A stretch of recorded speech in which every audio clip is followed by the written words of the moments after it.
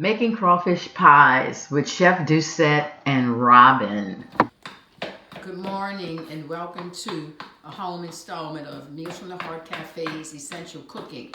And I'm here helping my very good friend Robin to prepare for her family's special holiday treat from New Orleans. She'll be traveling to the East Coast. And what we're doing is making crawfish pies, not for vegans, real crawfish. So Robin has prepared all of the vegetables that we would use in a pie, a crawfish pie, which is onion, bell pepper, celery, and fresh garlic. And I'm going to show you all of it's been already added to the pot. She's adding fresh parsley. What you have in this pot right now that you're looking at, onions, a cup and a half of onions, a cup and a half of bell pepper, a cup and a half of celery, and about a 1/4 cup of garlic. And she just added fresh parsley to the pot. And Robin and I both like different seasonings in terms of spices. So she's gonna do her thing to flavor it, and that's what you would do as well. So guys, this is a process to prepare crawfish pie for your family. You know, holiday cooking is something. Now, what you're looking at in this pot is what I'm preparing for my family, and you're looking at cream sauce. You can make your own cream sauce as you would normally make a bechamel sauce or Alfredo sauce, or the authentic way is to buy cream of celery soup. Again, canned goods are less healthier because of preservatives, but this is the holiday. I don't think your family's worried about nutrition, right? So forget about it. So cream of celery soup is in both of our pots. I'm doing like 8 pounds of crawfish pie, so I would need 6 to 8 cans of this. 6 will get me through. And this is Hunt's tomato sauce. And in my big pot, I'm gonna do a 1/4 cup of sauce, just to give it some color. We're gonna let this saute down because you want your onion, garlic, and bell pepper and celery to be, look how beautiful that fresh parsley is. My goodness, yes. So when you cook it down, you want it to be tender before you add the cream sauce. And you want that to come to a boil, you know, like a simmering, but it's like bubbling. And I think Robin, you know, she lowered her fire, but it's cooked enough. And we'll return with part 2 of cooking crawfish pies. Stirring crawfish in with the cream of celery and other ingredients, onions, celery, bell pepper. Add a little Tony's in for flavoring. And look at that before I stir it into the pot. Isn't that beautiful? Just that by itself is beautiful for you seafood lovers. All the holiday is in the air. No room for melancholy. And folks are going to be happy because both our families are going to be awfully surprised to see that they will have crawfish pies. So this is another snapshot of what the process of crawfish pie creation looks like. And we'll be back with the finished touches. Peace and love. This is Chef Doucette and Robin.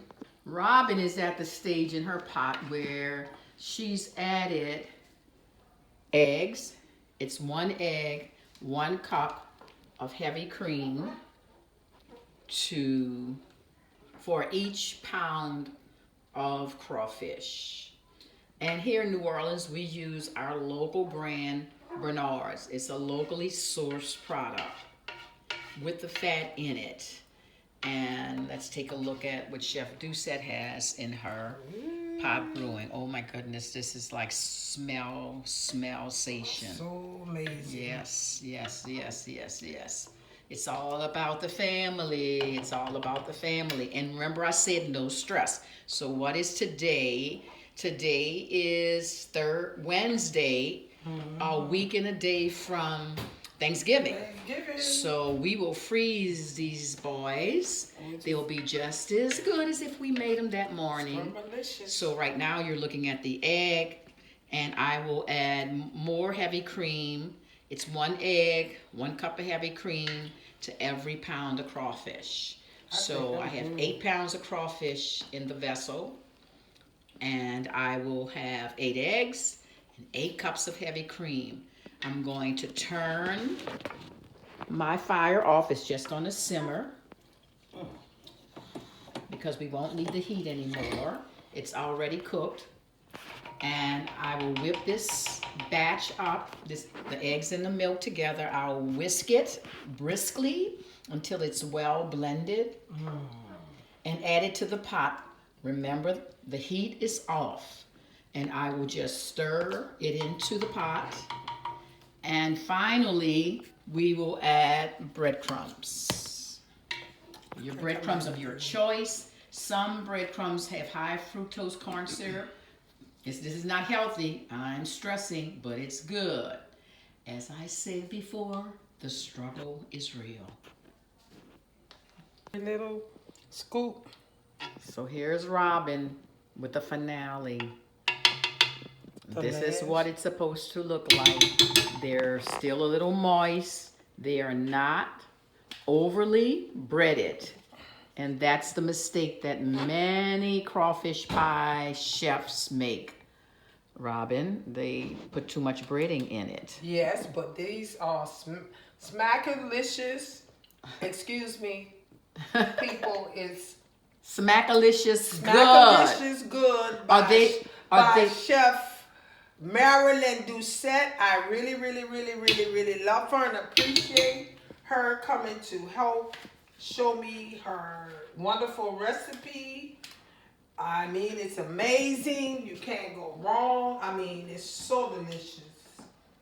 And my family is going to be so surprised and happy because every time we go to New York, we have to get her to make them and bring them there to them. So now they're going to be happy. And it's a surprise. It's a surprise. Not for long. Because they're going to tear them up.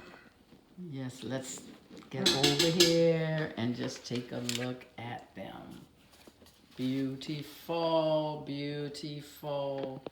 Oh, you got to get your lemon. And this was like 3 packages, 3 pounds. And I think this is going to yield 32 pies.